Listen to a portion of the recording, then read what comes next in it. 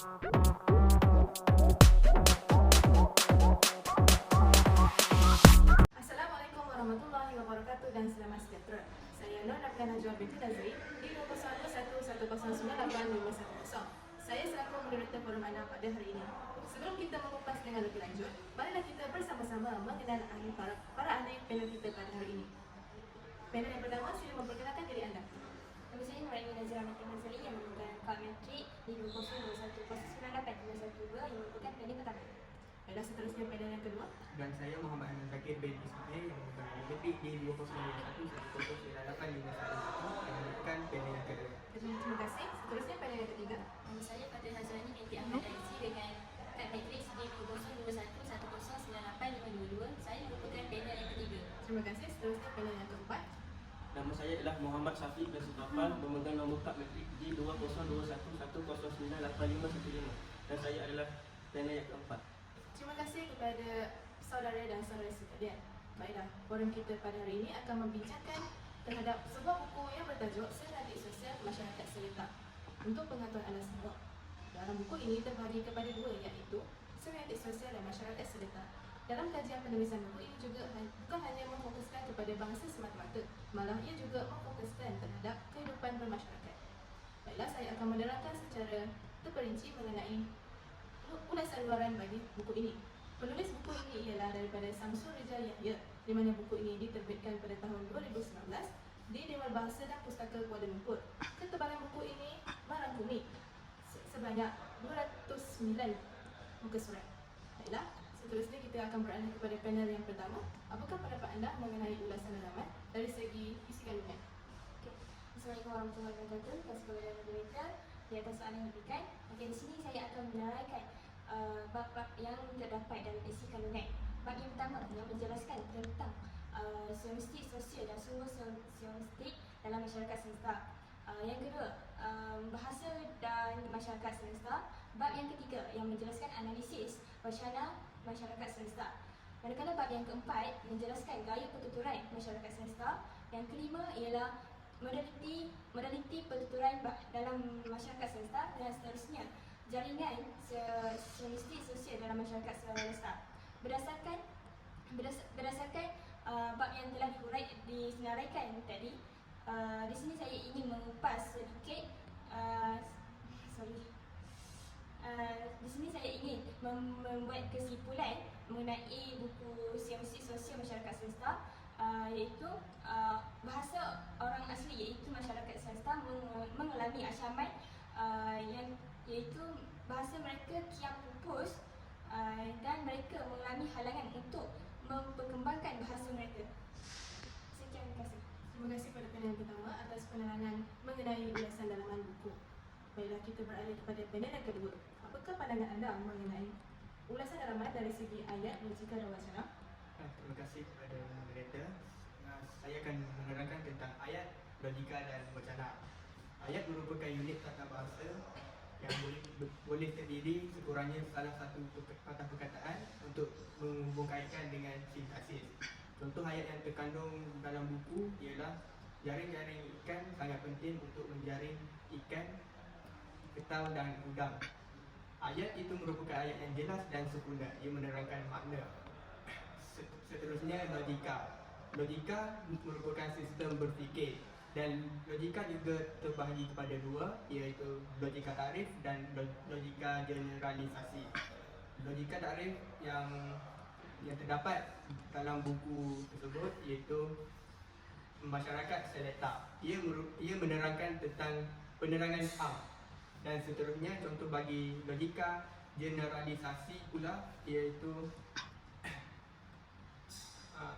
masyarakat seletar terdiri daripada 4 bahagian, iaitu Tok Batin, Pawang, orang-orang tua dan orang bawahan. Ia memfokuskan kepada fakta sejarah dan tidak memikirkan kepada fakta semasa. Dan seterusnya iaitu wacana. Wacana ini boleh terdiri dengan sendiri dalam bentuk ayat, cerita dan sebagainya. Wacana juga ia berfungsi sebagai untuk mengembangkan fikiran. Wacana yang terdapat dalam buku iaitu selain itu masyarakat Seletar terdiri daripada pelbagai bahagian. Ya, itu sahaja daripada saya. Baiklah, terima kasih kepada panel yang kedua. Seperti yang kita tahu, dalam aspek ayat, wacana dan logika ini sangat merangkumi dalam penulisan bagi sesebuah buku. Jadi kita beralih kepada panel yang ketiga.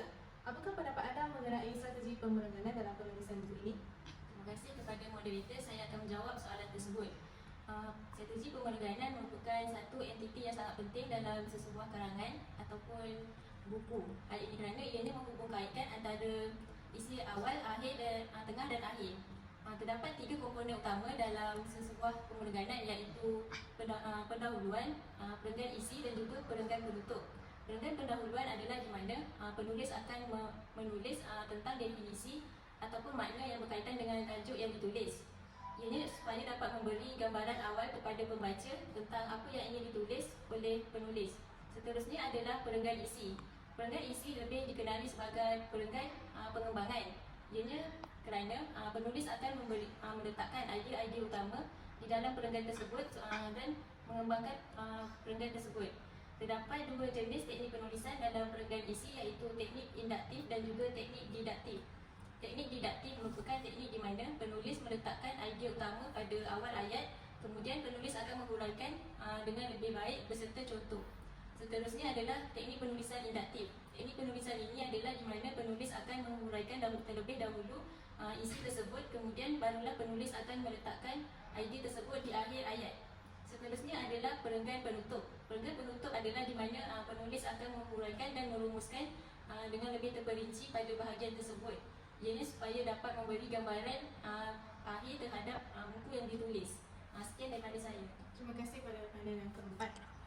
Baiklah, strategi pemerenganan adalah sangat penting bagi penyusunan ayat dalam sesebuah buku. Bila kita beransur kepada panel yang terakhir, apakah pendapat anda mengenai pendekatan penulisan dalam sesebuah buku?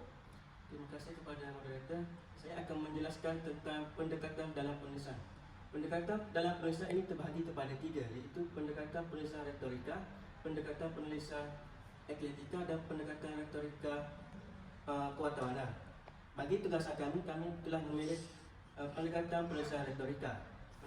Pendekatan penulisan retorika ini terbahagi kepada 6 pula, iaitu pendekatan penulisan retorika pengerian, pemujukan, pendedahan, perhujahan, penceritaan dan penerangan. Sebagai contoh dalam buku yang pada halaman 20, dalam daftar Ethnologue Language of the World, kira-kira 6,809 bahasa telah disenaraikan di seluruh dunia. Sebanyak 330 bahasa yang telah mempunyai penutur melebihi sejuta. Yang kedua adalah retorika pemujukan. Retorika ini juga dikenali sebagai retorika pengaruhan. Ia adalah untuk mempengaruhi dan menggambarkan sifat dengan baik kepada khalayak. Yang ketiga ialah retorika perhujahan. Retorika ini juga dikenali sebagai retorika eksposisi. Retorika ini adalah untuk memberi informatif kepada khalayak. Yang keempat ialah retorika pendedahan. Retorika ini bersifat intelek. Retorika ini adalah bertujuan untuk mempengaruhi sikap pembaca. Yang kelima ialah retorika penceritaan. Retorika ini bermaksud untuk menyampaikan sesuatu cerita kepada khalayak. Biasanya retorika ini berlaku dalam novel ataupun cerpen. Dan yang terakhir ialah retorika penerangan. Retorika penerangan ini adalah bersifat informatif dan ianya adalah penting untuk beritahu kepada khalayak betapa pentingnya isi di dalam kandungan buku tersebut.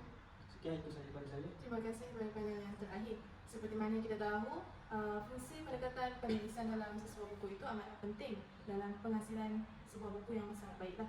Okey, apa yang dapat saya simpulkan dalam forum kita pada hari ini, di mana buku ini terbahagi pada 2 bahagian, iaitu ulasan luaran dan ulasan dalaman dari segi ayat, wacana dan logika, strategi pemerenganan dan pendekatan penulisan. Itu saja.